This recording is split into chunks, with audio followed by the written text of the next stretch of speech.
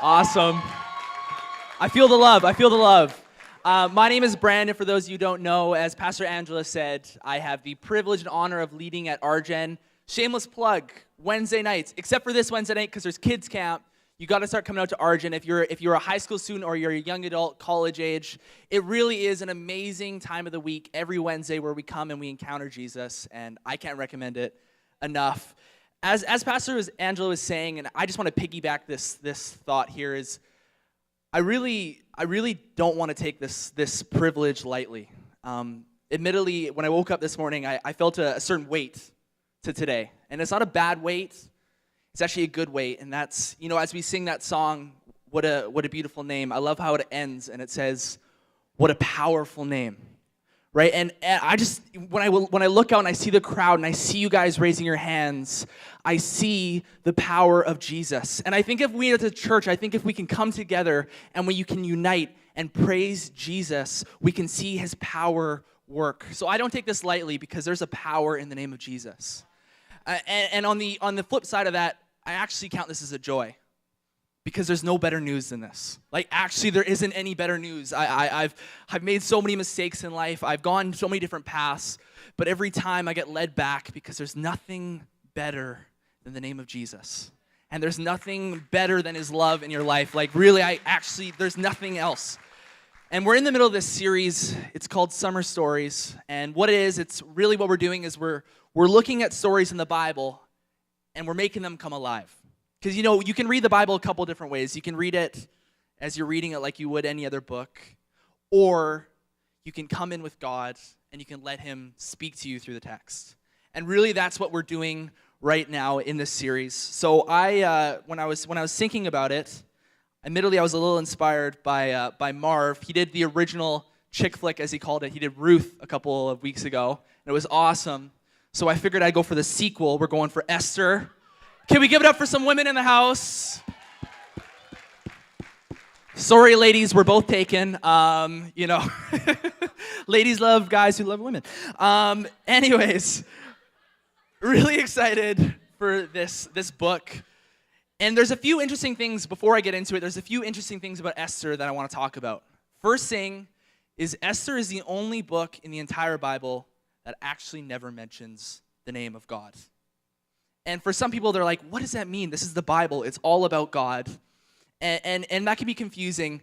But really, here's what I want you guys to think about is God acts as the orchestrator of this story. And the author of Esther masterfully made it so that you would see God, his fingerprints all throughout the story. And that in the background of it all is him working his way. And really, if you're one of those people where you've had an experience in life where you're like, that was too real to be a coincidence, this is your story. Because that's really what the book of Esther is all about. And I can't get through the whole book because there's so much information. I would really encourage you guys to take some time and read the book for yourself.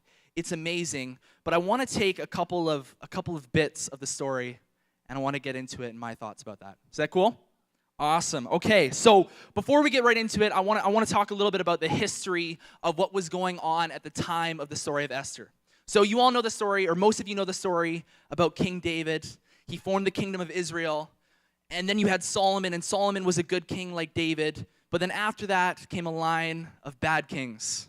And time again, they turned away from God. And they didn't keep their eyes on him. They looked at other things, and they got distracted. And what ended up happening was that they became vulnerable to an attack. So the kingdom split up. You had your northern Israel, and then you had Judah. And in the 600 BCs, the Babylonians came in, and they took over Israel. They destroyed the temple, which was so important to Israel culture. It was actually a part of their identity, and they destroyed and burned down the temple. And then they took most of the people of Israel, and they exiled them to Babylon to be essentially slaves. And this happened for about 50 to 70 years.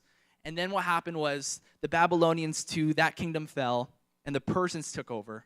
And then you had a great king named Cyrus. And what Cyrus did was he freed the Israelites, and he allowed them to go back to their homeland. It was really a moment of God. You should read about that. And you have your story like Nehemiah and Ezra. You have that story going on with the people who went back to Israel. But then you also have people who stayed in the land of Persia, and that's where this story takes place. It takes place in the Persian capital of Susa. And we're going to read about a few characters here. And Esther is obviously the main character of the story. The book's named after her. But there's two characters I want to talk about today and why they are so important to the story. And that's the king Xerxes, and that's Esther's uncle Mordecai. So the story starts off as any good story starts. It starts off with a big party. So King Xerxes, he's a great king. If you've ever seen the movie 300, he's the king in 300. He's a powerful guy. He roams around. Even his name sounds a little powerful, right? Xerxes. And he goes and he throws a 187-day party to show off his wealth and his nobility, and he invites all of the richest people to come in. And it's the last night of the party. Everybody's had a little bit too much to drink. And Xerxes comes up with this great idea. He says, I got to get my wife to come in here, and she's just got to show off all of her beauty. Everybody's got to see how beautiful my wife, Queen Vashti, is. So they get the nobles to go and grab Queen Vashti. And Vashti doesn't really want to do it because she's got in her pajamas. She just finished season 3 of Breaking Bad. Like, she's relaxing. She took off her makeup. The last thing she wants to do is come back and show off for everybody. So she says, no way, get out of here. And this just sets the king off. Okay, he's furious. He's fuming on the inside because his wife disrespected him. I mean, how could she do that? Like, how bad is she? So what he does is he comes and he grabs all of the nobles and he huddles up and he does a meeting to talk about how they should punish Queen Vashti. And that's where we get Esther 1, verse 16 to 18. This is what a noble says. Queen Vashti has done wrong, not only against the king, but against all the nobles and the people of the provinces of King Xerxes. For the queen's conduct will become known to all women, so they will despise their husbands and say, King Xerxes commanded Queen Vashti to be brought before him, but she would not come. This very day, the Persian and Median women of the nobility who have heard about the queen's conduct will respond to all of the king's nobles in the same way. There will be no end to the disrespect and discord. Have you ever been exposed before? Has anybody here ever been exposed before? Show of hands, I'm sure you have. If you go to Argent, forgive me, I've told this story before, but I think it's a good one. So a couple of months back, I got off work, and I hadn't eaten breakfast, and it was about 3 o'clock, and I got a craving for food. So I'm sitting on my couch, and then I have a horrible thought. Does anybody here work at Little Caesars to start off? Nobody works at Little Caesars. Okay, good. Because here's kind of how food quality goes. It goes like Cactus Club, McDonald's, Little Caesars. It's horrible. It's the worst kind of food. But I'm sitting there, and I get this craving for Little Caesars. And I'm fighting it. I'm going in my head. I'm going, there's no way I'm going there. That's horrible. But then my stomach's going, no, you're going. You're going, Brandon. So I get in. My stomach leads me. I get in the car. I'm driving there, and all I can think about is that greasy pizza. So I walk in. I park my car. And I go out, and as I'm walking in, I see a homeless man. And he asked me if I had any spare change. And to be fair to myself, I actually didn't have any spare change. So I said, oh, no, sorry, sir, I don't have any spare change. So I go inside, and I pick up the pizza, and then they have those dang crazy bread bags like right there for the looking. So I go, throw me a crazy bread. So I grab my crazy bread, I grab my pizza, and I'm walking out. And I go to my car, and this is actually like a moment of God. I felt the call of God on my life to go out and give this man some crazy bread. And I'm sitting there, and I'm debating it, and I go, you know what? I don't even really want these. I don't think he's going to want them. So I justified it, and I drove off. Don't judge me. Don't judge me. I drove off, and I ate it all to myself. Now, you probably don't think anything of this story, but a few days later, I go to work.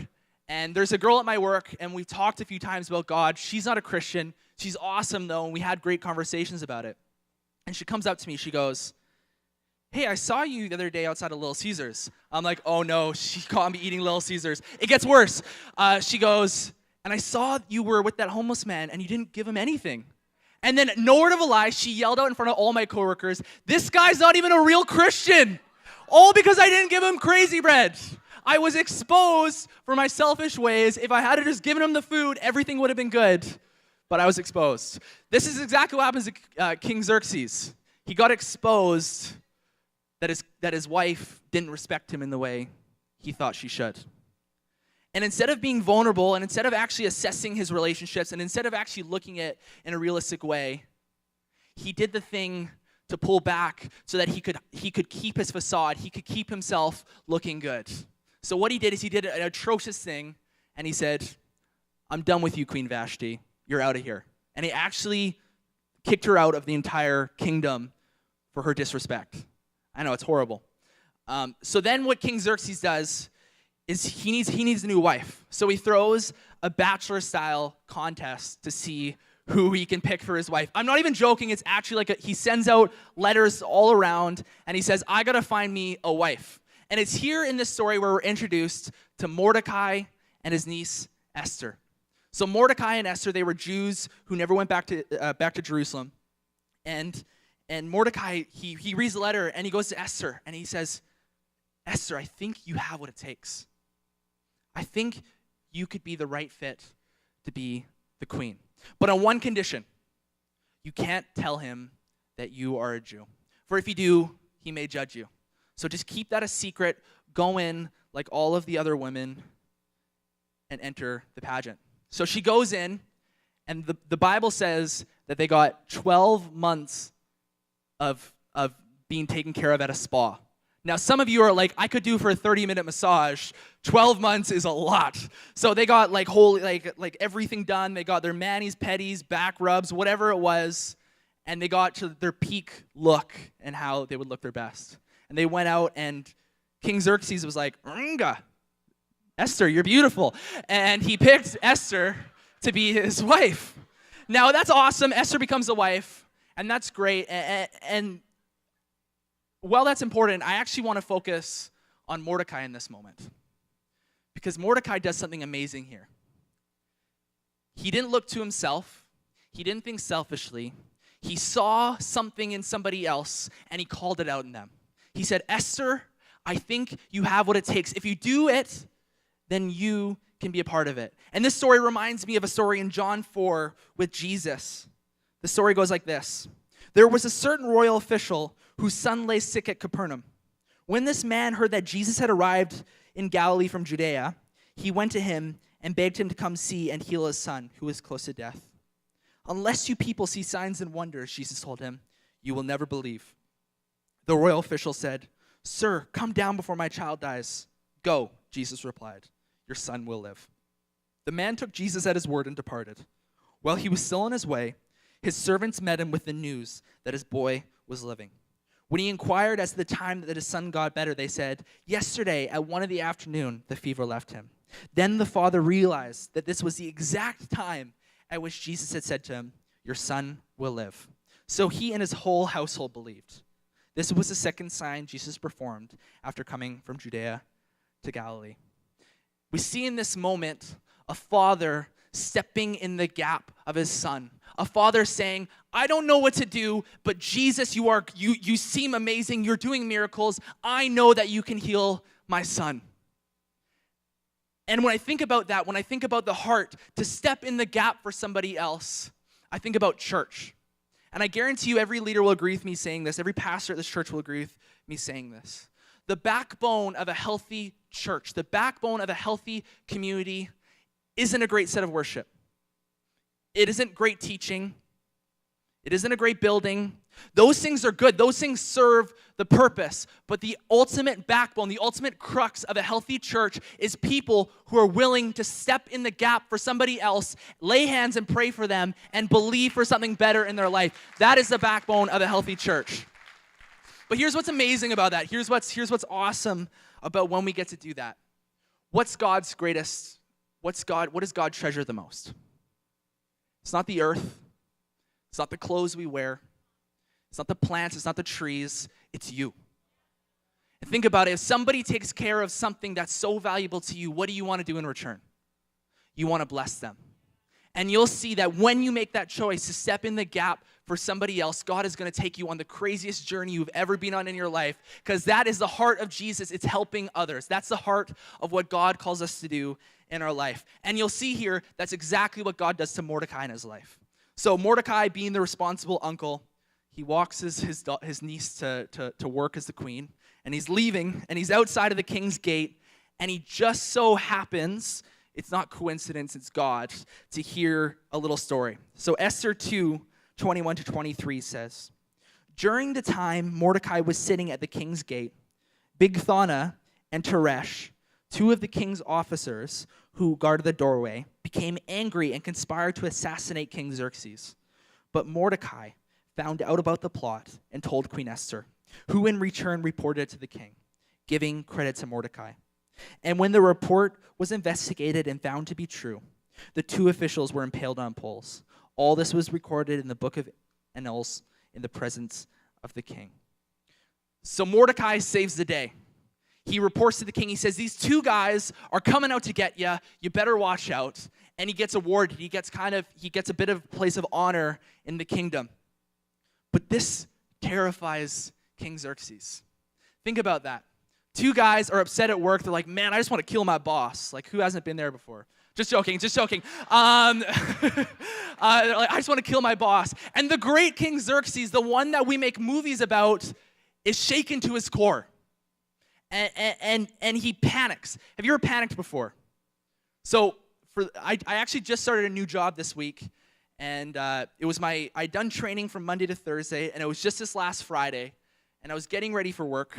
So for my when I'm starting something new, you really just got to get God involved. So I had my iron plugged in. My shirt was wrinkly, like it hadn't been pressed. I was ready to get it pressed. I had a load of laundry in the laundry, and I was sitting on my couch, and I opened my Bible, and I was saying my prayer to God. I was like, God, if you let me do good today, everybody is going to know about you. Everybody, this place is going to become a church. I'm going to tell everybody about your goodness. SNL is no longer going to stand for steak and lobster. It's going to stand for salt and light, okay? Everybody's going to know about the name of Jesus in this place if you just let me do good.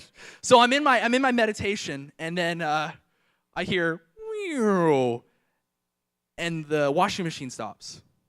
And then I look at the little digital clock on my TV box, and it's off. My power went off.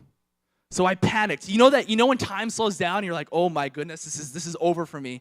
So I went into like Spidey sense mode, and I was looking at how I should go about things. And when you have the iron on, you have like 45 seconds of residual heat. So I sprint to grab my shirt. I'm like ironing it like crazy. I'm not even paying attention. And then I go and I realize I haven't done my hair.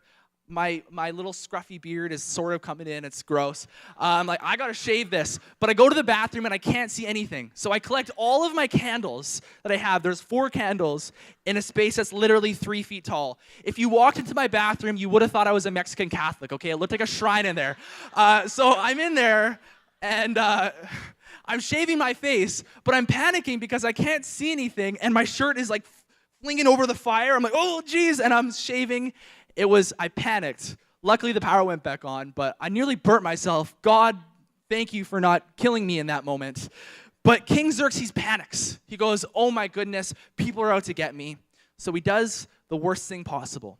He promotes a man named Haman. Now, if you don't know the story of Esther, Haman's a bad mumbo jumbo, okay? He's not a good guy. Haman wasn't fueled by being a good man for the people. Haman was fueled by power. So the story goes on. Haman gets promoted, and then Esther 3, verses 1-3, and then 5-6 says, after these events, King Xerxes honored Haman, son of Hammedatha, the Agagite, elevating him and giving him a seat of honor higher than that of all the other nobles. All the royal officials at the king's gate knelt down and paid honor to Haman, for the king had commanded this concerning him. But Mordecai would not kneel down or pay him honor. When Haman saw that Mordecai would not kneel down or pay him honor, he was enraged. Yet, having learned who Mordecai's people were, he scorned the idea of killing only Mordecai. Instead, Haman looked for a way to destroy all of Mordecai's people, the Jews, throughout the whole kingdom of Xerxes. So Haman is so upset that he comes up with an idea. He's not just going to kill Mordecai, he's going to kill all of Mordecai's people, the Jews. This guy is crazy, okay? Literally, how he decided on the date in which when he was going to kill them, he rolled a dice. Like, that's how little he viewed of people. But think about it. What was the pushing factor that led to that? 2 guys saying, man, I just want to kill my boss. Isn't that how fear works? Fear, an idea gets into our mind, and then it grows exponentially. Here's the truth. And I know that sounds harsh, and I don't want to give the devil too much airtime, but the devil's real. And the devil comes to kill, steal, and destroy. And the devil wants nothing more than to get in our thought patterns. He wants to put us in bondage. He wants to tell us lies about ourselves. He wants to tell us lies about how people perceive us. Because he knows that if he can get into our mind, if he can bring chaos into our mind, our life is going to unravel that way. If he can put bondage in our mind, our life is going to feel tied, and we're not going to feel the freedom of God. And that's exactly what he does to Xerxes. He inserts an idea in his mind, and it leads to all sort of destruction. And we just got to watch out for that. We got to know when the devil's trying to trip us up, because that's what he's here for. But here's the hope, guys. What's so much stronger than the devil is the love of God. And if we can keep our eyes on Jesus, if we can keep our eyes on the love of God, we don't really have to worry about that because he's so much stronger than that. The story shifts back at this point. Now it's back. Haman goes to the king, and he convinces the king that all the Jews are going to be killed in 11 months. And it goes back to Esther. Now, you need to understand this is a tricky situation for Esther. Because Esther is a Jew by nationality, but now she's the queen of Persia. And there's two things that limit her from just going to the king and telling him to stop what he's doing. One, if you go into the king's, in Persian law, if you were to go into the king and tell him something without him requesting you, it was actually punishable by death. Also, if the king found out that Esther had lied to him in such a degree, that could also lead to death. Have you ever been in a situation where you know the right thing, but you don't know that if you do the right thing, good will come out of it? You don't know that if you say what you need to say, that people will treat you right. And that's exactly what happens. And it's in this moment that Mordecai confronts Esther. And this is really the central idea of this entire book. This is what I want to talk to you guys about today. He goes, Esther, you've got to do this. You have to be the one to step out. And Esther, she's just not convinced. She's too scared because she's got it all made in the shade. She's probably thinking, hey, you know what? I can probably convince him to save Mordecai. And it sucks, but hey, I got my family. We're good. I'm going to live a life of luxury. She's not convinced. And then Mordecai says something to her. Esther 4, verse 13 to 14. Mordecai says, do not think that because you are in the king's house, you alone of all Jews will escape. For if you remain silent at this time, relief and deliverance for the Jews will arise from another place. But you and your father's family will perish. And who knows but that you have come to your royal position for such a time as this. For such a time as this. Here's what Mordecai is saying. Sure, Esther, you can go and do what you want to do. But God is bigger. I'm thankful that we worship a God that sees in macro, he sees a big picture, he's a big God, but he lets us, he loves us so much, he's so crazy about us that he gets down to our level, to the micro details, and he says, will you come on this journey with me? And this is what he's doing. He's inviting Esther onto this journey of living a life of following God. And here's the question that's arisen. Here's the question I want to ask you today, church. What is the motion of your life? Is your life fueled by fear, or is your life fueled by faith? Is it fear like Xerxes? Fear that people will perceive you differently if somebody does something? Fear that you're always, that you can never escape a paranoia. Fear that you're just not worthy enough. Fear that if you do it, you're going to fail. Fear that you just can't do it because you don't know, you don't have the skills, you don't have the criteria to do what God has called you to do. So I'd rather stay safe. Or are you fueled by faith? Faith to say that I don't know what the result is, but I know that I worship a God that is so much bigger than any problem. I worship a God that is bigger than the issues in our life. I worship a God who's going to be there with me every single step of the way, and who's going to fill me with his love, and he's going to give me the courage to do what he's doing. And I can do foolish things that people mock at me for because I know my God. And we think about this story, and we think, I can't really relate to this because I've never had to make a decision where people's lives were on the line. I've never had to save an entire group of people. But I want to show you something. You're not that different from Esther. Here's the story of Esther. A woman plucked from obscurity, elevated to a place of high honor, and given a great decision. 1 Corinthians 1 verse 27 says, "But God chose the foolish things of the world to shame the wise. God chose the weak things of the world to shame the strong." Do you feel like you're obscure here today? Do you feel like you didn't do the cookie cutter life right? You didn't get everything that the world said you needed to do in order to achieve something? Do you feel like you're not worthy enough? Do you feel like your life is too much of a mess? Here's the truth. God is so much more concerned about the condition of your heart than he is the condition of your life.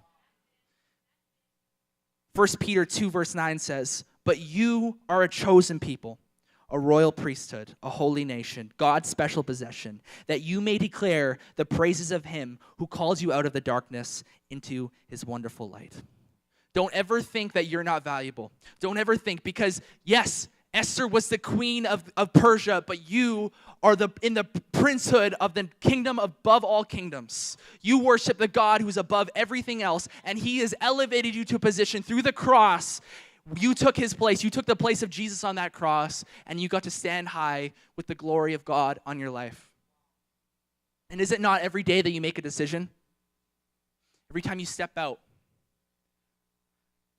every time you go to work, every time you go and hang out with friends, every time you do this, every time you live your life, you go about your day-to-day life, you get to make a decision on what the motion of your life is going to be.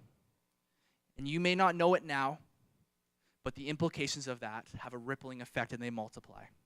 So if you choose to live a life of faith, if you choose to worship God above everything else, be amazed at what God is going to do in your life. And those decisions that seem small in a moment are going to become so much bigger. So back to the point where I said, you feel like you're not worthy. Here's the truth, friends, about Jesus. Jesus isn't here to condemn you. He's not here to tell you did it all wrong. Here's what Jesus wants to do. Jesus wants to change your headlines. So maybe people have said mean things about you. Maybe people have done things to hurt you. And you've begun to believe it. You've begun to believe that you aren't worthy. Look at Esther. Esther was just a Jewish woman. But Jesus changed her headline to the woman who saved the Jews. So the story goes on, and Esther goes, and this is awesome because it flips around the whole idea of a party. Esther goes, and she has the courage. She chooses the right path. She chooses the path of faith. She takes a deep breath of courage, and she says to the king, she says, "King, I want to throw a party. And you and Haman are invited as VIPs." And Haman walks out like he is the best in the world, like he's the stuff. He's bragging about all the money he has. He's bragging about all the power. And he sees Mordecai outside, and he's so enraged by Mordecai that he sets up a poll that he can kill him on himself because he got cocky, he got prideful. And Esther throws the party. Well, there's a first party, and then she invites him to a second party. And at this party, Esther reveals that she is a Jewish woman, and that there's a man in this room who set out to kill me. And the king is like, "Who is this man?" And she points to Haman. She says, "It's him." And here's the irony of the text. Here's the funny part. It reverses the idea of a party. The party at the beginning wasn't a good one. But at this one, the king gets so enraged that he takes Haman and he puts him on the pole that he went to kill Mordecai on. Like, talk about irony. That's horrible. Here's the best part of the text. Somebody has to take Haman's place. Somebody has to be elevated to a place of glory. And who do you think that was? It was Mordecai. And Mordecai is given a place of honor, for he was a man who gave Esther courage. Like what I said at the beginning, if you choose to step in the gap for somebody else, God is going to bless you tenfold. And I love how the story ends. Esther 8, verse 15 to 17 says, "When Mordecai left the king's presence, he was wearing royal garments of blue and white, a large crown of gold, and a purple robe of fine linen. And the city of Susa held a joyous celebration. For the Jews, it was a time of happiness and joy, gladness and honor. In every province and in every city to which the edict of the king came, there was joy and gladness among the Jews, with feasting and celebrating. When people look at you, they may think you're crazy at the start, but there's going to come a point where they can't deny the power of God. And they're going to look at you and they're going to see that this God is real. That's why the Bible says that he uses the foolish things. He uses the things that everybody discounted, and he uses it for his glory, because you can't deny it when God does an amazing work in your life. I'm going to finish tonight. I'm going to ask you that same question. What if you were here for such a time as this? Maybe you've been at church for a while, and at some point, you had that passion, but you lost that purpose. You lost that fire inside of you to do something amazing. You lost the motion of faith in your life, and you're kind of just going through the cycle of what you think should be. And maybe you think you're too young. Well, King David was anointed at 14, so I don't think you're too young. Maybe you think you're too old. Well, Moses spoke to Pharaoh at 80, so you're probably pretty good. Why do we limit ourselves? Why do we say that we can't do something amazing? It's not because God said it, because God said that he's going to be with us. It's because of that fear that gets in our minds. And here's the truth. Today, you have an opportunity to say to God, I'm done being motioned by fear. God, if you would stand with me. I don't trust the situations, but I trust you. Will you fill my life with faith?